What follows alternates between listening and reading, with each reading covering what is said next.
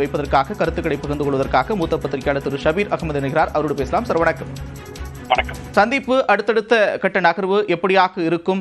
திமுகவில் கூட்டணி அப்படின்ற ஒரு முடிவை எடுக்கிறார் அப்படின்னா அது திமுகவுக்கு சங்கடத்தை ஏற்படுத்தும் அப்படின்னு திரு சிவபிரியன் சொல்றாரு. உங்களுடைய பார்வை? இல்ல, ஓபிஎஸ் திமுகவுடன் கூட்டணி சேருவது அப்படின்றது அரசியல் தற்கொலை அப்படின்னு சொல்லலாம். ஓபிஎஸ்க்கு இருக்கக்கூடிய அடையாளங்கள்ல ஒன்று, அவர் ஒரு முன்னாள் அதிமுகவுடைய ஒருங்கிணைப்பாளர். அதுக்கப்புறம் அதிமுக ஆட்சியில இருக்கும்போது 3 முறை முதலமைச்சராக இருந்திருக்கிறார். அதே போல அம்மையார் ஜெயலலிதாவால் அடையாளம் காட்டப்பட்டு முதலமைச்சராக இருந்தவர். ஒரு அதிமுக விசுவாசி அப்படின்ற அளவுல தான் அவருடைய அடையாளம் என்பது இருக்கிறது அரசியல் ரீதியா. இன்னைக்கு வேணா அதிமுக அவர் பின்னால இல்லாம இருக்கலாம், அதிமுகல அவருக்கு எந்த ஹோல்டும் இல்லாம இருக்கலாம். பட் அவர் இன் பிரின்சிபல் ஒரு ஏஐஏடிஎம்கே காரர் அப்படின்றதுதான் அவருக்கான ஒரு அடையாளம்.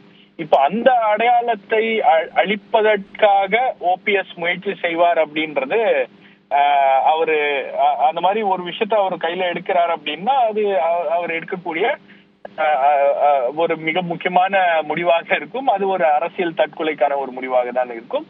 அவருக்கான பொலிட்டிக்கல் ரிலவன்ஸ் அப்படின்றது குறைந்து விட்டது அப்படின்றதுதான். இன்னைக்கு ஓபிஎஸ் உடைய நிலைமை என்பது ஒரு ரொம்ப டிஸ்அட்வான்டேஜ் பொசிஷன்ல அவர் இருக்காரு. அவருக்கு பாஜகவோட அவரு பாஜகவை எதிர்பார்த்து இருந்தது, பாஜகவை நம்பி இருந்தது ஒரு மிகப்பெரிய பின்னடைவாக, அரசியல் ரீதியாக ஒரு மிகப்பெரிய பின்னடைவாக அது மாறி இருக்கிறது. அதனால தற்போது அவர் வேற ஆப்ஷன்ஸை நோக்கி போலாம், அல்லது திமுக அவரை பயன்படுத்தலாம். அதுதான் இங்க முக்கியமான விஷயம். ஓபிஎஸ்க்கு இன்னைக்கு ஏற்பட்டிருக்கக்கூடிய இந்த சூழலை திமுக தனக்கு சாதகமாக தேர்தலில் பயன்படுத்துவதற்கான ஒரு வாய்ப்புகளும் இருக்கிறது அப்படின்னு பாக்குறேன். என்ன மிக முக்கியமான வாய்ப்பு இருக்கும் அப்படின்னு பாத்தீங்கன்னா, உங்களுக்கு ஆப்போசிஷன் பார்ட்டிஸுக்கு போகின்ற வாக்குகளை உடைப்பதற்காக அவரை பயன்படுத்தக்கூடிய ஒரு நடவடிக்கையில கூட ஓபிஎஸ் இறங்கலாம். அவருக்கான ஆப்ஷன்ஸ் அப்படின்றது இனி ஓபன் ஆகிருக்கு. பல்வேறு ஆப்ஷன்ஸ் அப்படின்றது இருக்கு. அவர் தாவேகா கூட போய் இணையலாம், அல்லது தனித்து போட்டி அப்படின்ற ஒரு முடிவை எடுக்கலாம், அல்லது தென் மாவட்டங்கள்ல அதிமுகவுக்கு வர வேண்டிய வாக்குகளை உடைத்தால் அதன் மூலமாக அதிமுகவுக்கு ஒரு பாதிப்பு ஏற்படுத்தினால் அது திமுகவுக்கு ஒரு சாதகமான சூழல் அப்படின்றது அமையும்.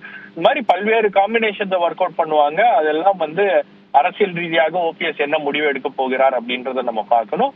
பட் இன்னைக்கு பொறுத்த வரைக்கும் இந்த சந்திப்புகள் இதெல்லாமே தன்னுடைய அரசியல் ரீதியாக தன்னுடைய அரசியல் இருப்பை உறுதி செய்வதற்கான ஒரு நடவடிக்கையாக தான் நான் பாக்குறேன். அடுத்த கட்டமாக ஓபிஎஸ் என்ன முடிவுகளை எடுக்க போகிறார் அப்படின்றத பொறுத்துதான் அவர் தன்னுடைய அரசியல் எதிர்காலத்தை எப்படி டிசைன் பண்றாருன்னு பார்க்கலாம். பட் இன்னைக்கு தேதிக்கு அரசியல் ரீதியாக ஒரு மிகப்பெரிய பின்னடைவை ஓபிஎஸ் தனிப்பட்ட முறையில சந்தித்து இருக்கிறார் அப்படின்றது யதார்த்தமான உண்மை. அதிலிருந்து அவர் எப்படி மீண்டு வருவார் அப்படின்றத நம்ம பார்க்கிறோம். நன்றி திரு ஷபீர், இணைப்பில் கருத்துக்களை பகிர்ந்து கொண்டமைக்கு.